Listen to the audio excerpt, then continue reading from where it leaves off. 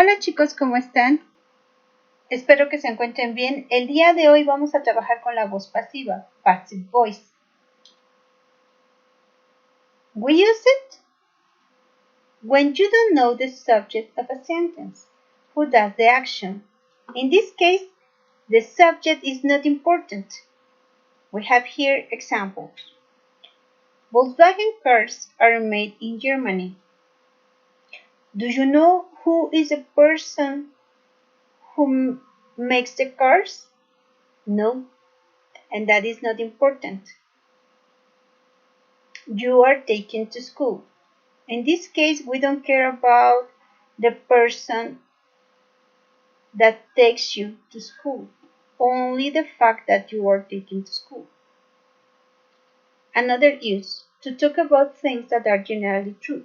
In this case, we talk about true facts. For example, scientific processes use this kind of language, the passive voice. English is spoken in many different countries. That is a fact. It's true. Another use, when the object of an article sentence is more important than the subject. In this case, you don't care about the person that does the action. Example, mobile phones are used by lots of people. We don't really care about the people who use the mobile phones. Only here mobile phones are important. The structure of the passive voice is this. You start normally by the object because it's really important, more important than the subject. In this case, look, here we have the ball. Then you have your auxiliary be conjugated in any tense. We are going to start working only with past and present. In this case, for past is was were, and for present is are. Check was. The ball was. Then you are going to use a verb in the past participle. Example here, invented. The bulb was invented. And the complement. In this case, we are paying attention to the person who does the action, and we express it by this word, by Thomas A. Edison. The bulb was invented by Thomas A. Edison. But is more important here the bulb than the person. Then we have another example.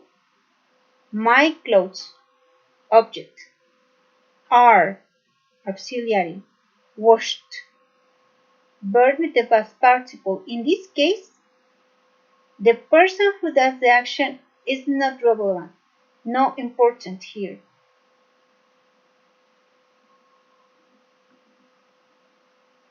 Then we have the negative form for the passive voice. We have first the object, that is really important here, nappies, your auxiliary, conjugated, in this case in past and present, wasn't, weren't, not, isn't, aren't. In this case we have weren't.